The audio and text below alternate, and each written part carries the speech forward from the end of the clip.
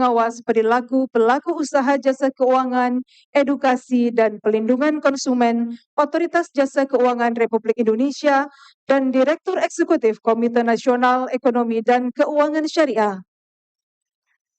Hadirin yang kami hormati, marilah kita simak bersama Leaders Talk oleh Kepala Eksekutif Pengawas Perilaku Pelaku Usaha Jasa Keuangan, Edukasi dan Pelindungan Konsumen, Otoritas Jasa Keuangan Republik Indonesia. Kepada Ibu Friederika Widya Saridewi, dengan hormat kami silakan.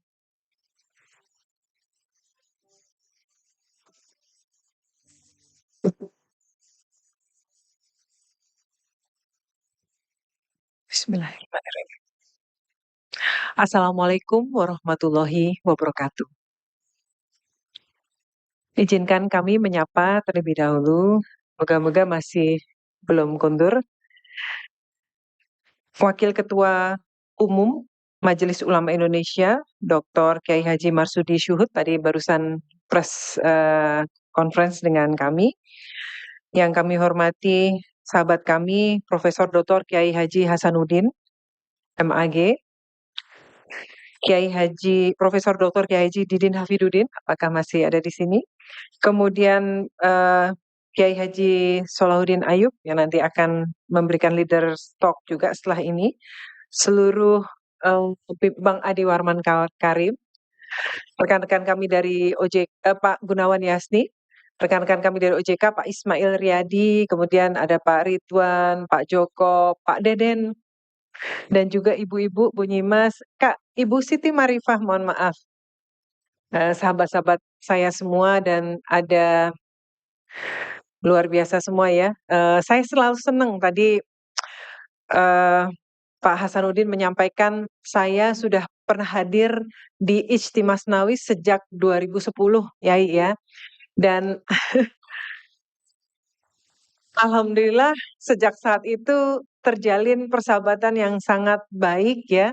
Dan saya sangat bersyukur bertemu dengan sahabat-sahabat kami di DSN MUI yang luar biasa memberikan dukungan karena kita tahu bahwa tidak akan mungkin mengembangkan ekonomi dan keuangan syariah tanpa melakukan sinergi dan kolaborasi.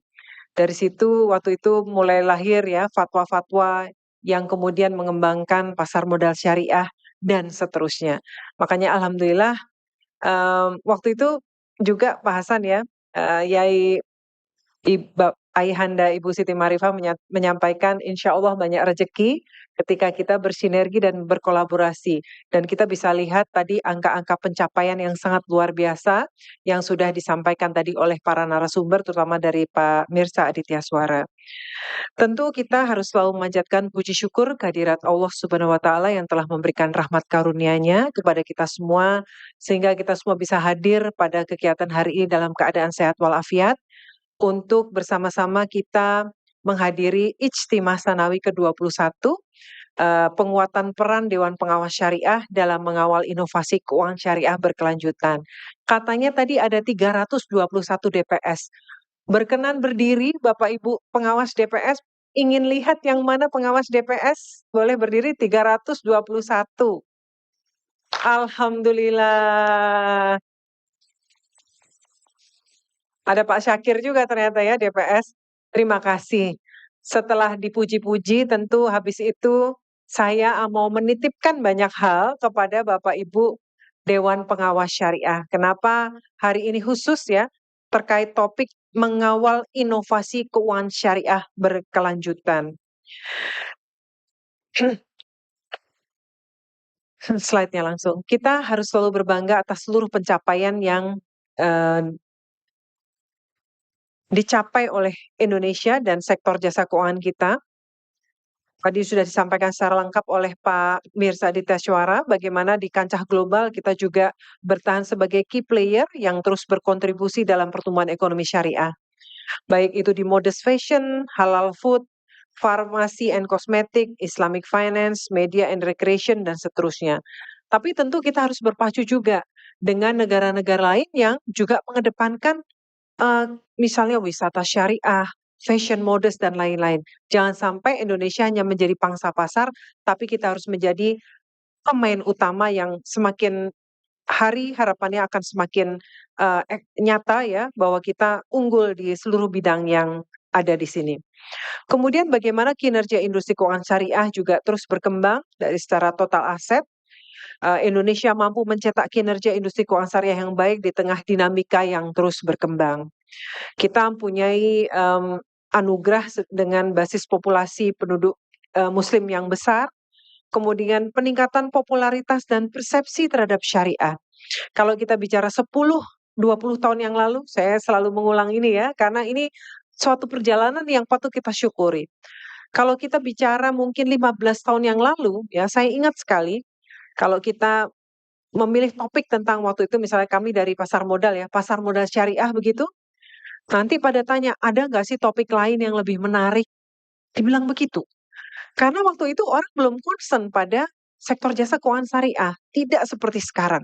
Makanya ini suatu anugerah yang harus kita syukuri, namun di saat yang sama bagaimana kita terus harus bersama-sama bersinergi dan berkolaborasi untuk terus mengembangkan sektor jasa keuangan syariah dan juga ekonomi syariah di Indonesia. Kemudian kita melihat kesadaran terhadap nilai-nilai syariah, kemudian integrasi prinsip syariah dalam gaya hidup masyarakat Indonesia, keselarasan nilai Islam dengan nilai universal, dan juga bagaimana kita melihat dukungan pemerintah kepada pengembangan ekosistem ekonomi dan keuangan syariah yang bahkan masuk di dalam rencana jangka panjang nasional dan seterusnya. Kemajuan teknologi dan digitalisasi juga terus mendorong bagaimana ekonomi dan keuangan syariah ini bisa terus maju dan berkembang di Indonesia. Bapak Ibu yang kami hormati, ini sekilas saja karena banyak DPS di sini ya. Ini luar biasa, Yai Hasan ya. Kalau Bapak Ibu ini pengen belajar tentang perbankan syariah, pasar modal syariah, literasi edukasi, pelindungan konsumen dan segala macam, itu di OJK tuh ada tempatnya masing-masing. Kalau di tempat kami ada Pak Rizal, ada Pak Rudi, ada Pak Ismail, ada Pak Deden, dan seterusnya, di kripto juga ada, dan seterusnya. Itu Bapak mungkin kalau minta waktu ketemu ya satu-satu. Tapi hari ini khusus untuk DSN kita hadirkan semua untuk Bapak Ibu di sini. Jadi duduk di sini, duduk manis, insya Allah semuanya akan Bapak Ibu dapat update. Nah khusus tentang mandat undang-undang tentang perilaku pelaku usaha jasa keuangan atau market conduct, ini juga nanti saya titipkan kepada Bapak Ibu DPS, dan juga edukasi dan pelindungan konsumen di masyarakat. Tentang pengawasan market conduct, tadi kan kita bicara tentang inovasi, tapi mungkin saya sampaikan dulu. Kita ada Undang-Undang Nomor 21, Undang-Undang kemudian P2SK, di mana di sini terjadi penguatan yang sangat luar biasa, terutama dalam hal pelindungan konsumen. Karena itu Bapak Ibu tentu saja di DPS ya nanti kalau kita bicara inovasi, produk dan lain-lain, kesyariahan diri bisnisnya yang diawasi dan lain-lain, harus terus mengutamakan asas pelindungan konsumen kepada konsumennya Bapak Ibu semua. Di sini sudah sangat jelas pasal-pasalnya bahwa pelaku usaha jasa keuangan, sektor jasa keuangan atau perusahaan-perusahaan di mana Bapak Ibu sebagai DPS itu wajib di dalam undang-undang ini untuk melakukan literasi dan edukasi kepada masyarakat. Ini sudah ditulis di sini dan ada kalau dibilang wajib tentu ada konsekuensinya, sanksinya bila tidak melakukan yang diwajibkan. Pak Ismail ini kayaknya baik gitu ya, baik sih benar, tapi kadang-kadang untuk mereka yang tidak melaksanakan mandat undang-undang, Pak Ismail ya mohon maaf harus memberikan sanksi. Begitu juga teman-teman kami di sini semuanya, kalau sudah diwajibkan secara undang-undang harus dipenuhi. Kemudian tentang pengawasan perilaku pelaku usaha jasa keuangan. Kalau dulu Bapak Ibu mungkin lebih concern terhadap bagaimana aspek prudensial dari suatu perusahaan, rasio kecukupan modal, dan sebagainya ya, mungkin berbeda-beda kalau di pasar modal, MKBD-nya, kemudian RBC-nya di asuransi dan seterusnya, capital adequacy ratio di perbankan dan seterusnya. Sekarang ada era baru, yaitu bagaimana yang juga harus diutamakan adalah bagaimana ketika pelaku usaha jasa keuangan berinteraksi dengan konsumennya, berinteraksi dengan masyarakatnya. Karena ternyata kalau kita melihat apa yang ada saat ini, banyak permasalahan Bukan karena banknya tidak sehat, bukan. Bukan karena perusahaan asuransinya tidak sehat, bukan. Tapi karena ketika mereka berinteraksi dengan calon konsumen, berinteraksi dengan nasabahnya, banyak hal-hal yang dilanggar sehingga menimbulkan permasalahannya. Kalau kita melihat bagaimana kita belajar dari Global Financial Crisis 2008, itu penyebabnya adalah conduct, perilaku. Bagaimana dari para agen-agen yang memaksakan menjual subprime mortgage ya, kepada mereka yang sebetulnya tidak cocok untuk membeli produk itu, tapi terus dipaksakan sehingga angkanya membesar, terus berkembang, terjadi bubble, dan ketika terjadi burst gitu ya, pecah begitu ya, ketika produk itu kemudian sudah disekuritisasi, kemudian itu dampaknya sangat dahsyat. Bahkan waktu itu The Fed ya di Amerika mengakui bahwa kesalahan mereka adalah terkait aspek pelindungan konsumen itu sendiri. Jadi jangan sampai hal itu terulang di kita, terjadi lagi, jangan sampai ya, karena beberapa waktu yang lalu kalau kita melihat banyak sekali protes masyarakat terhadap produk-produk jasa keuangan misalnya tentang unit link dan sebagainya, tapi kemudian karena kita semua terus bersinergi ya antar tempat kami dengan pengawas prudensialnya, akhirnya kemudian terjadi perbaikan-perbaikan baik dari sisi ketentuan dan lain-lain, dan juga terutama dengan adanya undang-undang ini, PUJK wajib untuk mematuhi ketentuan tentang bagaimana mereka mengatur perilaku dari seluruh anggota perusahaan tersebut, baik itu direksi, komisaris, kemudian karyawan, bahkan pihak ketiga yang bekerja sama dengan perusahaan tersebut. Pihak ketiga itu siapa sih Bu Kiki? Contohnya misalnya debt collector ya, karena misalnya ada bad debt ya yang kemudian harus ditagih dan lain-lain ketika mereka melakukan hal-hal yang tidak sesuai, mereka tidak bisa bilang, "Oh itu pihak ketiga." Enggak seperti itu, tapi tetap kena ke PUJK-nya karena itu diatur di dalam PUJK 22. Demikian juga kalau beriklan ya, iklan kita juga ngawasi Bapak Ibu karena iklan itu adalah jendela pertama, konsumen mengenal perusahaan itu dari iklan. Iklan juga dibuat oleh pihak ketiga, yang bertanggung jawab adalah PUJK-nya itu sendiri. Berikutnya, kalau kita melihat kondisi literasi dan industri keuangan masyarakat saat ini, terutama yang syariah, saya mengucapkan terima kasih nih luar biasa.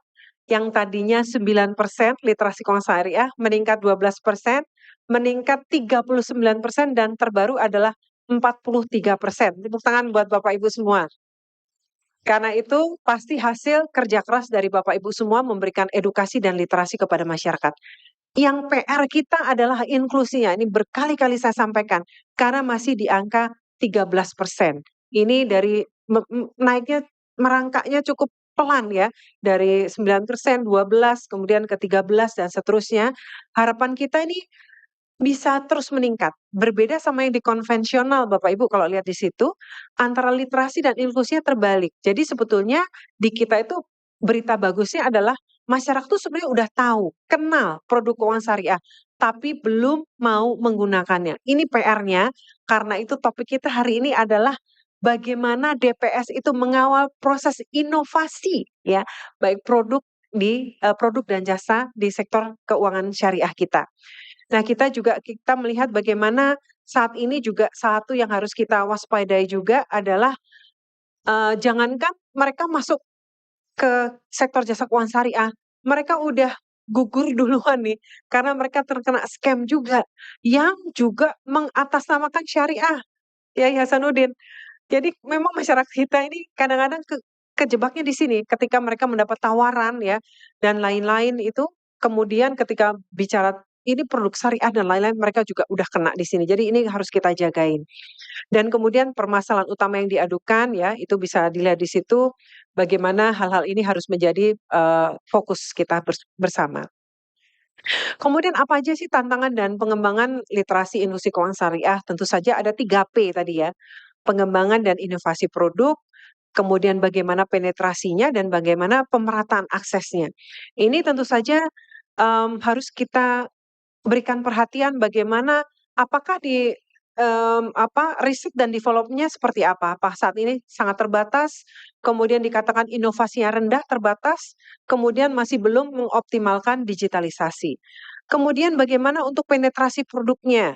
Ya, produknya udah bagus misalnya, tapi kurang bisa melakukan penetrasi kepada masyarakat. Karena kalau kita lihat di sebelah kanan pemerataan akses, ini jumlah jaringan kantor layanan keuangan syariah itu masih tentu saja kita lihat paling banyak ada di Pulau Jawa ya. Bagaimana sebaran kantornya juga masih sangat terbatas di luar Jawa. Kegiatan edukasinya juga masih sangat terbatas, banyak di Pulau Jawa. Makanya dengan Gerakan Nasional Cerdas Keuangan, teman-teman kami Pak Ismail, Pak Rakian dan kawan-kawan semua, kita melakukan mapping daerah-daerah mana yang jarang atau belum mendapatkan edukasi dan literasi. Makanya kita arahkan dan alhamdulillah tahun ini untuk seluruhnya ya, tidak hanya yang syariah, sudah 91% wilayah Indonesia yang terdiri dari 552 provinsi dan kabupaten kota sudah 90% lebih mendapatkan edukasi dan literasi. Berikutnya, kita melihat pentingnya literasi dan inklusi keuangan syariah. Pasti ini sudah tidak perlu dijelaskan lagi, tapi saya selalu menekankan ada satu survei yang sangat penting dilakukan, menunjukkan hubungan yang sangat positif antara tingkat literasi keuangan suatu masyarakat di suatu negara dengan tingkat kesejahteraannya. Karena itu kita bersama-sama kan tujuan kita bagaimana meningkatkan kesejahteraan umat ya. Karena itu bagaimana dengan piramida kesejahteraan finansial itu terus kita dorong supaya masyarakat kita terliterasi dengan baik dan terinklusi dengan baik. Yaitu tentu saja ini merupakan upaya kolektif bersama antara seluruh stakeholder untuk bisa meningkatkan inklusi keuangan syariah. Pentingnya inovasi sampai dibikin topik khusus pada hari ini, bagaimana DPS harus mengawal inovasi dalam pengembangan literasi inklusi keuangan syariah dan juga produk-produk keuangan syariah. Saat ini current state-nya bagaimana untuk pengembangan produk dan layanan yang dikatakan terbatas, belum inovatif ya, competitiveness keuangan syariah kurang menonjol ya, bagaimana keterbatasan infrastruktur. Desired state kita apa? Kita tentu saja ingin produk dan layanan strategi yang lebih relevan dengan kebutuhan, karena sering dikatakan produk yang ditawarkan kurang kita minati atau kurang sesuai dengan kebutuhan kita. Begitu sering disampaikan oleh masyarakat yang kita survei. Bagaimana untuk peningkatan keunggulan daya saing dan ketahanan usaha dan kemudahan dan keterjangkauan. Nah, ini adalah yang menjadi jembatan kita, menjembatani aspirasi dan sebagai motor penggerak percepatan adalah inovasi. Inovasi nggak akan bisa datang sendiri kalau Bapak Ibu tidak melakukan riset, survei, dan sebagainya. Dan ini harus bersama-sama. Kalau nggak mau start from scratch, bisa diskusi dengan timnya Pak Ismail. Kita melakukan survei di 12 daerah yang memang padat penduduk muslimnya, dan di situ bisa terlihat kenapa, apa keuangan syariah belum terlalu menonjol dan belum berkembang, harapan masyarakat seperti apa, nah itu bisa nanti kita diskusikan. Kemudian kalau kita lihat, tentu saja manfaat dari inovasi ini cukup banyak ya, untuk kita mendorong pertumbuhan, tadi Pak Yai juga menyampaikan grow ya, terus bertumbuh, tapi harus pertumbuhan yang bertanggung jawab, responsible innovation, responsible financial access. Jadi akses keuangan, inklusi keuangan yang bertanggung jawab. Jadi ketika memberikan misalnya pembiayaan atau pendampingan terhadap UMKM, jangan hanya diberikan dananya saja, tapi harus didampingi juga supaya mereka mendapat manfaat, bisa mengembangkan usahanya, bermanfaat dan meningkatkan kesejahteraan masyarakat. Saya titip dari sisi kami untuk pengawasan market conduct. Jadi dari kami selain literasi, edukasi, pelindungan konsumen, juga ada sisi pengawasannya. Pengawasan ini Bapak Ibu mungkin belum semua Bapak Ibu mengetahui bahwa di kita ada pengawasan market conduct ini yang kita lakukan dari seluruh life cycle dari produk. Makanya tadi kita mengedepankan menekankan pentingnya inovasi di sini dari mulai desain produk sudah kita lihat. Kalau terjadi permasalahan kita lihat mundur ke belakang, desain produknya seperti apa? Apakah memang semua sudah mengedepankan aspek pelindungan konsumen dan seterusnya. Kemudian penyediaan informasi produknya seperti apa kepada calon konsumen, penyampaian informasi produk, penawaran produk, dan seterusnya sampai dengan penanganan pengaduan. Jadi kita bisa melakukan audit secara langsung maupun tidak langsung.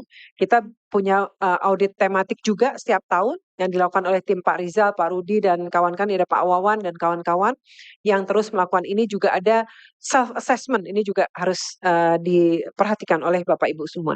Nah, mungkin karena waktu masih ada Gus Ayub yang akan menyampaikan paparan juga, dan juga hari ini adalah hari Jumat ya. Saya tidak akan berpanjang-panjang.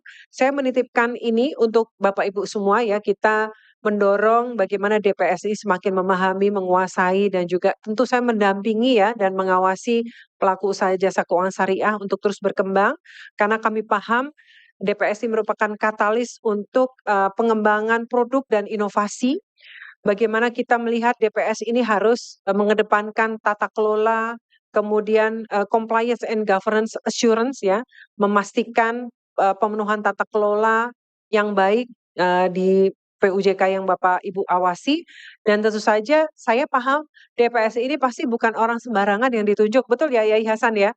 Pasti orang-orang yang pinter, yang dikenal dan sebagainya, sehingga harapan kami bisa menjadi center of expertise dan key opinion leader yang juga membagikan pengetahuan, mendorong lahirnya agen-agen literasi baru, menjadi agen pelindungan konsumen dan seterusnya, dan meluruskan mispersepsi dan memperkuat fondasi literasi dan inklusi keuangan syariah di tengah masyarakat. Mungkin dari kami itu, sekali lagi saya ucapkan terima kasih Yai Hajan dan seluruh jajaran DSN MUI atas kerjasama yang sangat baik, dan tentu saja kami mengucapkan terima kasih untuk seluruh support, sinergi, dan kolaborasi yang luar biasa yang bisa kita lihat hasilnya sama-sama kita lihat saat ini. Namun tentu saja kita tidak boleh berpuas diri. Masih banyak room to grow, masih banyak hal yang perlu dan harus kita optimalkan. Sekali lagi terima kasih. Wassalamualaikum warahmatullahi wabarakatuh.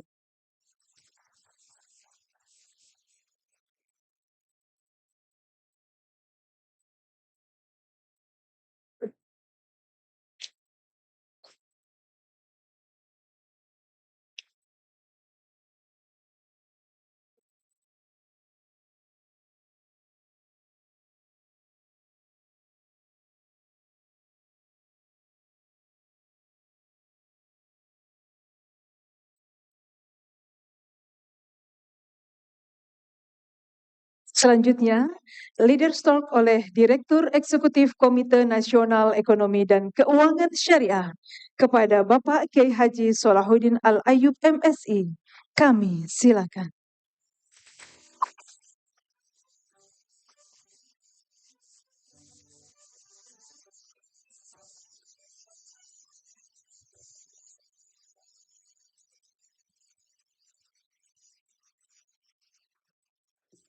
Assalamualaikum warahmatullahi wabarakatuh. Bismillah, alhamdulillah, salatu wassalamu ala sayyidina rasulillah, la hawla wa la quwata illa billah wa ba'du.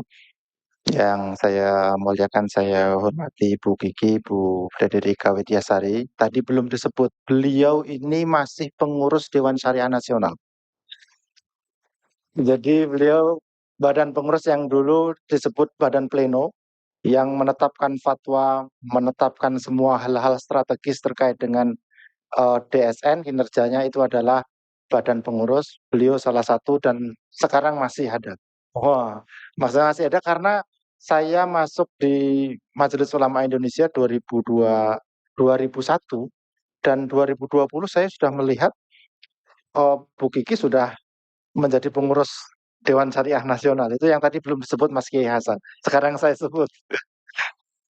Bapak Ibu semua dari OJK yang tidak bisa saya sebutkan satu persatu, sahabat-sahabat semua dari Majelis Ulama Indonesia, ini ikhtisar untuk menyingkat waktu Bapak Ibu sekalian.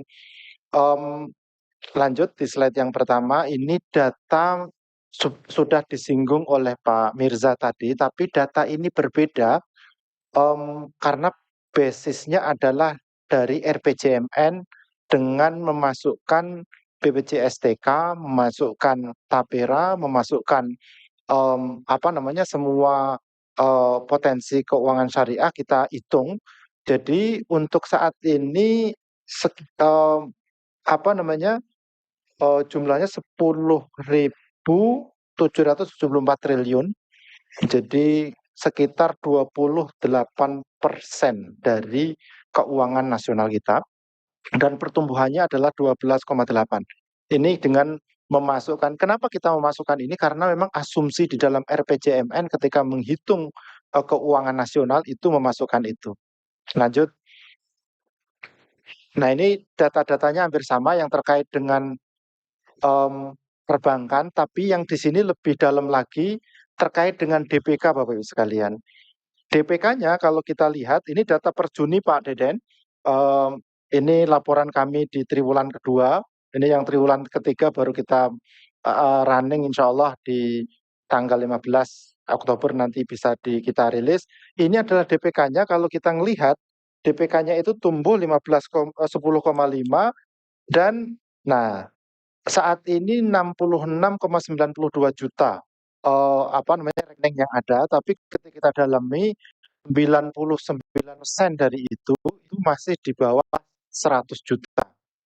Kalau yang di atas 100 juta sampai dengan 2 miliar itu 0,9%, dan yang di atas 2 miliar rekening itu yang isinya itu 0,1%. Jadi terlihat kenapa market share kita di perbankan syariah itu masih stagnan 7,4 itu. Nah, yang paling kanan Bapak Ibu sekalian ini adalah data payroll, pembayaran gaji ASN melalui rekening bank syariah. Bapak Ibu sekalian, meskipun tumbuh, tapi hitungan kami yang belum kita rilis itu ada kecenderungan beralih karena ada kebijakan baru di beberapa kementerian untuk mengalihkan dari pembayaran gaji ASN itu dari syariah kepada bank lain yang non syariah. Tentu saja ini challenge bagi kita di Majelis Ulama Indonesia, DSN, dan industri juga. Yang paling berat ini tekanannya adalah dari bank yang diawasi oleh Kiai Hasan nih Pak Hasan. Ini yang beralihnya itu agak banyak sekali. Jadi kami mengkaji di KNEKS kalau bisa ada langkah khusus menugaskan komisarisnya untuk melakukan pendekatan secara politik. Nah, ini adalah datanya Bapak Ibu sekalian. Lanjut. Data-data selanjutnya yang terkait dengan pasar modal, terkait dengan EKNB, lanjut slide berikutnya. Itu sama seperti yang disampaikan oleh Pak Mirza tadi. Ya ini data-datanya sama, dilanjut saja karena waktunya terbatas. Nah, apa yang akan kita lakukan untuk memboosting pertumbuhan ekonomi syariah ke depan? Pertama yang kita lakukan adalah kita mendorong untuk penggunaan produk dan jasa keuangan syariah untuk ekosistem SBSN, suku kita. Bapak Ibu sekalian, suku kita ini sekarang 1.695 triliun. Per tahun kurang lebih negara itu menerbitkan sukuk 300 sampai 500 triliun. Tapi ketika penggunaan pengalokasian SBSN ini tidak sepenuhnya menggunakan ekosistem lembaga keuangan syariah, baik itu perbankan, asuransi, ataupun instrumen yang lain. Oleh karena itu, kalau dari sebesar itu menggunakan keuangan syariah, lembaga keuangan syariah, tentu saja nanti ini akan ikut mendorong pertumbuhan industri keuangan syariah. Nah, memang beberapa kali ada isu yang disampaikan terkait dengan kapasitas, misalnya asuransi. Kapasitas asuransi syariah belum bisa mengcover proyek-proyek yang dibiayai oleh sukuk negara, SBSN. Tapi ketika kita mendalami datanya, ternyata tidak sepenuhnya seperti itu. Misalnya kayak UIN seluruh Indonesia, pembangunannya dibiayai melalui menggunakan dana sukuk. KUA seluruh Indonesia, kemudian asrama haji seluruh Indonesia, rumah sakit haji seluruh Indonesia, semuanya bisa di-cover dengan asuransi syariah misalnya. Kalau misalnya adalah itu size-nya besar, yang perlu di-cover besar, kita mendorong juga adanya semacam konsorsium melibatkan asuransi syariah. Begitu juga terkait dengan keuangannya di perbankannya. Lanjut. Yang berikutnya yang kita dorong lagi adalah pemberlakuan layanan syariah untuk BPJS tenaga kerja, Bapak Ibu sekalian. Saat ini BPJS tenaga kerja itu baru eh, yang layanan syariah baru diberlakukan di Aceh. Untuk di luar Aceh, kalau ingin melakukan masuk di BPJS TK, dicatatnya di Aceh, begitu. Jadi padahal ada hasil survei di tahun 2020 yang dilakukan oleh LPPI dari 1.500 something responden yang di 8 provinsi yang diteliti, ketika ditawarkan terkait dengan layanan syariah di BPJS TK, 77% menyatakan mereka bersedia. Yang kedua, kekhawatiran kalau misalnya em, dibuka layanan di luar Aceh, itu nanti instrumen keuangannya, instrumen investasinya tidak mencukupi. Data di kami mengatakan bahwa untuk saat ini instrumen yang digunakan untuk BPJS TK itu 22% menggunakan instrumen syariah, meskipun pesertaannya masih kurang dari 2%.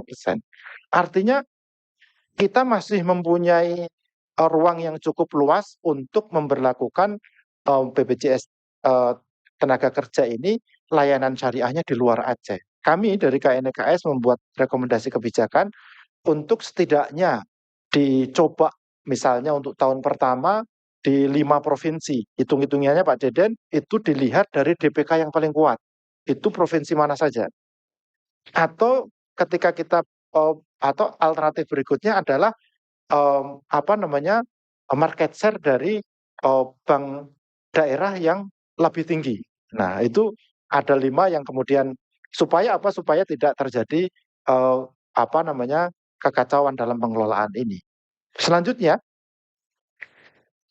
Bapak Ibu sekalian, ini juga potensial sekali untuk mendorong pertumbuhan ekonomi syariah ke depan, yaitu melalui kita dorong pertumbuhan ekonomi syariah melalui daerah-daerah.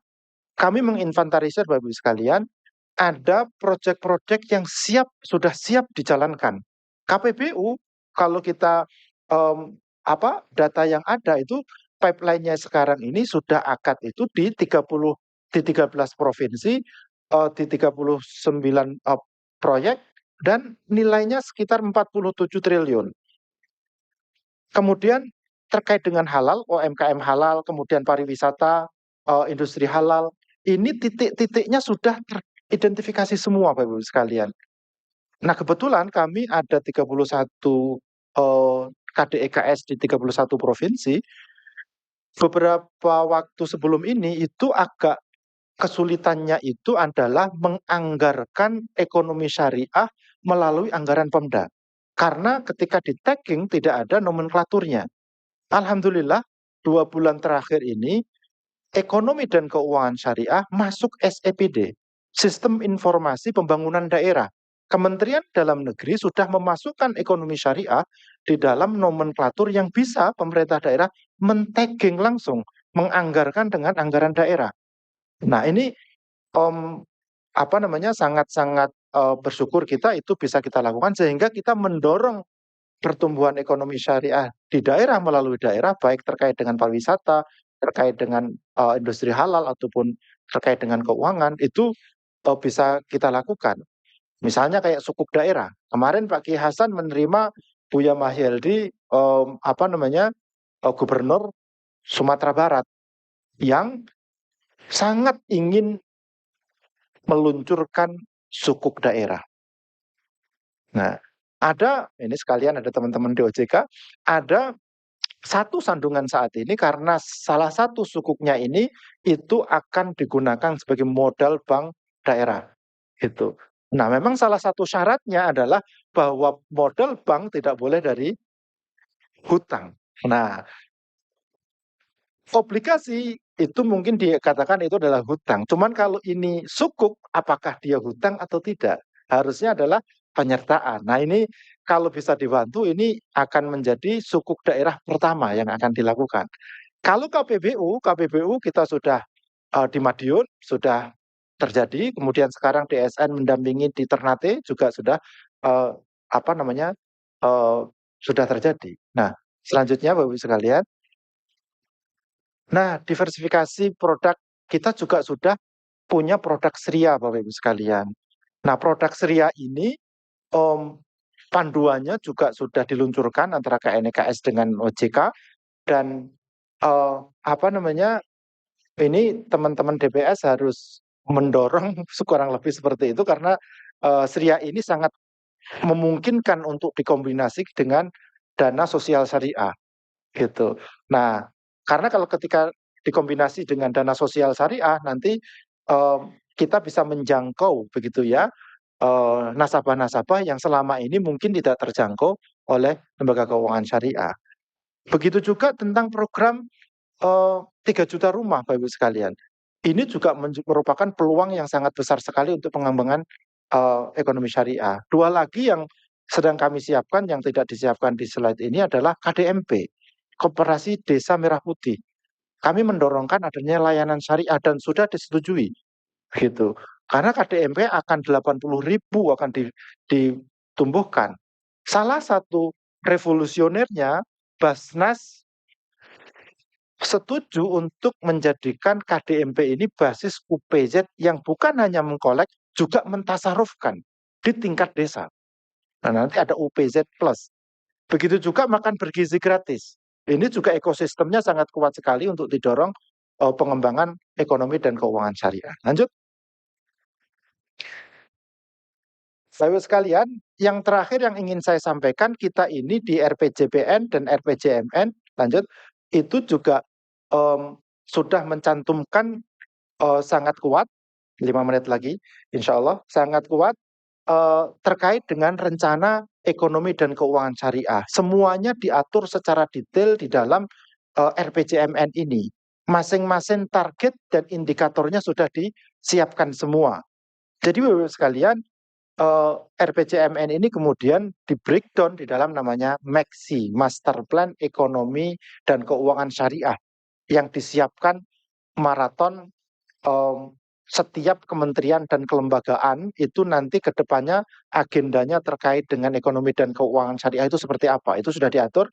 Alhamdulillah semua kementerian sudah setuju, sudah final, tinggal saat ini untuk launchingnya saja. Kami sudah mengirimkan surat kepada Presiden untuk melaunching, dan semoga 1-2 bulan ini hal itu akan bisa dilakukan launching itu. Terakhir Bapak Ibu sekalian, apa yang gambaran makro semua ini tidak mungkin bisa dicapai tanpa keterlibatan Bapak Ibu sebagai DPS. Karena bagaimanapun lembaga keuangan syariah ini bisa kuat seperti ini setelah ada produk dan dijalankan oleh kita. Tapi ke depan challenging-nya sangat besar sekali tantangannya. Bu Kiki tadi mengamanahkan inovasi produk. Oleh karena itu Bapak Ibu sekalian, saya ingin mengingatkan. Nah, ini saya mengingatkannya bukan dalam kapasitas direktur eksekutif ya, tapi dalam kapasitas ketua MUI yang membidangi ekonomi syariah dan halal. Mengingatkan apa yang disampaikan oleh Kiai Ma'ruf, bahwa fikih itu tidak boleh menghambat dalam konteks ekonomi syariah. Fikih harus menjadi solusi yang oleh bahasa beliau kemudian menjadi makharij fiqhiyah, yaitu solusi fikih untuk kita itu mengeluarkan hal-hal baru sebagai inovasi. Ada beberapa hal di dalamnya, kita i'adatun nazar harus tidak menjadi sesuatu yang alergi pada kita. Maka kemarin di Praijtima kita mendapati ada beberapa pembaruan di dalam fatwa DSN, bagian dari i'adatun nazar. Yang kedua adalah at-taisir al-manhaji. At-taisir al-manhaji, fikih yang kita gunakan adalah fikih yang memudahkan, tapi tidak fikih yang memudahkan. Fikih yang mudah, memudahkan, tapi sesuai dengan manhaj.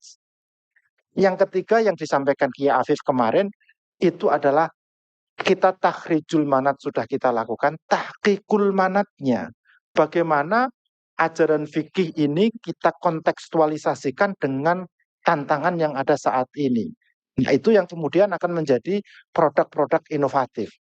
Nah, oleh karena itu Bapak Ibu sekalian, yang terakhir dari Bu Kiki tadi, Bu Kiki literasi 43% ini itu karena para kiai ini khutbahnya tidak menyampaikan kecuali ekonomi syariah. Kalau itu belum, wajib hukumnya ke depan kalau khutbah harus ekonomi dan keuangan syariah. Karena apa? Karena khotib yang tahu tentang ekonomi dan keuangan syariah itu tidak banyak. Para kiai yang ada di sini ini adalah para kiai yang mempunyai sautuhu masmu, suaranya, nasihatnya didengarkan oleh umat. Tidak ada yang bisa fasih menjelaskan itu kecuali para kiai. Oleh karena itu, Pak Kiai Hasan nanti bisa dianukan bahwa DPS salah satu wadifahnya adalah memberikan nasihat, diantaranya di mimbar-mimbar untuk mengedukasi lebih jauh terkait dengan ekonomi syariah. Dan yang terakhir adalah doa dari para kiai. Semoga apa yang sudah kita ikhtiarkan bersama ini betul-betul bisa terwujud, mendapatkan berkah dari Allah, kemudahan dari Allah Subhanahu wa Ta'ala. Dan salah satu ikhtiarnya adalah doakan kami supaya kami di KNEKS itu mempunyai kewenangan yang lebih kuat, transformasinya menjadi BBS bisa berjalan lebih kuat lagi, sehingga apa yang kita sudah rancangkan ini bisa betul-betul kita jalankan dengan baik. Dari saya kurang lebih seperti itu. Wal afu minkum aqulu qouli hadza wa astaghfirullah li wa lakum wallahul muwaffiq ila aqwamit thoriq wabillahi taufiq wal hidayah. Wassalamualaikum warahmatullahi wabarakatuh.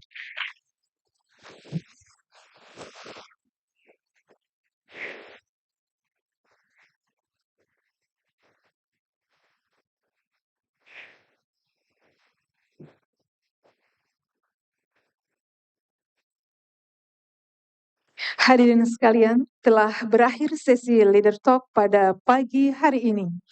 Terima kasih kami ucapkan kepada Ibu Friderika dan Bapak Solahuddin. Mari kita berikan apresiasi yang meriah.